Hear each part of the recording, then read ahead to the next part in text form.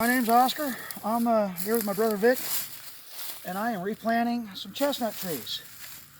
The chestnut blight happened about, I don't know the science behind it, but the chestnuts died from the blight, which happened about the same time most of the deer and turkey in the U.S. disappeared. And I don't know if it was a result of the chestnuts not being there for food, or the Great Depression and people hunting, or what. But all that coincided at the same time to impact the people into the Great Depression. I'm actually replanting some. I may be a little late. I'm right at the end of April. You can replant, I understood, any month that has an R in it. So that leaves out May, June, July, and August. And I'm right here at the tail end of April. I've got two different kinds of chestnut trees. And I'm just replanting one over here. I've had this one somewhere else for a couple of years. This is the original American chestnut tree. My daughter got that for me a couple of years ago. And it grew okay. It looks like it's been stressed a little bit. It was in some pretty rough soil. But somehow it's managed to hang on. And hopefully it will survive the transplant. What kind of chestnut is it? That is the original American chestnut tree. Okay, then the other ones, and I have several of these on the property. And I've already there are 3 in this area, and then I'm about to put in another one that's been pretty stressed, and I don't know if it's going to make it. The other ones are called Dunstan chestnuts, and forgive me if I'm off by a little bit, but as best as I can remember, a gentleman by the name of Dunstan, after the blight, was concerned and came across a chestnut tree that was still alive. And from that tree, he grafted and planted other trees. Well, unlike corn and soybeans, where your growing season is a year, lifespan of a chestnut is many years. And if I can keep the deer off these chestnuts, I got a couple of them. They're doing really nicely. They're like I got one that's almost 3 inches in diameter. 3 inches in diameter. Probably about 15 feet tall, planted probably 3 or 4 years ago. And here in Indiana, Walmart's had them, Rural King has them. I haven't ordered any direct, and I generally try to go in at the end end of the season when they have them, and they're trying to get rid of them. Last fall they had 3-gallon and 5-gallon buckets that were like $29.99 and $49.99. I didn't get anything. But a couple years ago, they were literally on clearance, and I went by Rural King one night. They wanted $19.99 for them. They had like 10 of them. I came back the next day with money. I was going to get them all. There were 3 left, so I only got 3. Okay, so I've dug the hole here. I'd like to think I'm in some woodland soil here in Indiana, in central southern Indiana. We deer hunt here. And the hope and the dream and the plan is that before I die, these will fruit, and not only the squirrels, but the deer and other wildlife, and maybe even me, will enjoy some chestnuts. How many years will that be?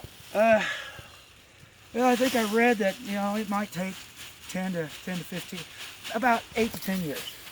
Okay, but I do know a couple years ago that American chestnut tree. The first year I had it, it fruited, but there wasn't another tree there. It has to have another tree, and the seeds didn't pollinate. So there was the seed sac, but there wasn't the chestnuts. They were all shriveled up. They just didn't grow because they didn't have another tree to pollinate with. So yeah, here across the property, I think I've probably got about 15 of these Dunstan chestnuts. Some years ago, my wife bought me a bunch of about 30 bare root American chestnuts, and I planted those on the last day of deer season, bow season in January. It was like 5 degrees, and they didn't make it. They're pretty much gone. Deer got him? What? Deer got him? My first gut reaction is that I didn't have them in enough sunlight. We're supposed to have full sun, and I just didn't have them in enough sunlight. Yes, I've seen deer nip them off and their tops are broken off. So between the deer and the rabbits and the other wild critters here in Indiana, yeah. Also have some apple trees, and a couple weeks after I planted some apple trees, some animal had come along, dug up the root. I guess there was something in there that smelled good in the root, and it ate it. And so that apple tree was gone. But yeah, I've got I don't know, about a half a dozen apple trees a little ways from here. Call it Grandma's Orchard, because my mother-in-law one year gave me a birthday present, and I went out and bought apple tree seedlings. So it's Grandma's Orchard. The other weird thing with the apple tree orchard was I went and I got the least expensive trees, which I think were dwarf apples of some kind. And then after I planted them, I read something that got to have another apple tree there. They can't pollinate even if there's other dwarf apple trees. They need another variety. I haven't seen any fruit there, but I was over at those trees a little bit ago, and the trees are looking really nice. The apple trees are looking really nice. We're past the blossom stage. I may have missed those. I wasn't up there to see if they blossomed. I don't know. Yes, I'm about to make some noise. And what are the stakes for? The stakes, well, the plan is, one, to mark them so I can find them, and two, I've got some plastic netting that I need to get out here, hopefully, actually that's on my list now for this weekend, to wrap around them. That'll keep the deer away from them. To get them started. What? To get the trees started. To help the trees, I've got tubing around a lot of them, and that's to keep the deer from... keep the bucks off? Yeah, to keep the bucks off, because I've come across a couple that I've planted. And the rabbits. That little bucks shredded. You know, they were scratching their velvet off, and they tore up the tree. So the plan now is this is the first time I've staked them out like this. And so there we go.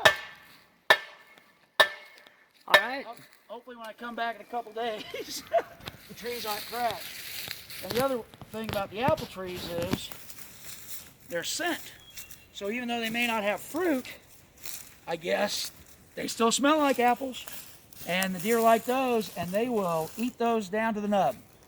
So I've had a pretty tough time with the apple trees too, but somehow I've got 4 doing really nice, those dwarf apple trees that haven't had any fruit yet.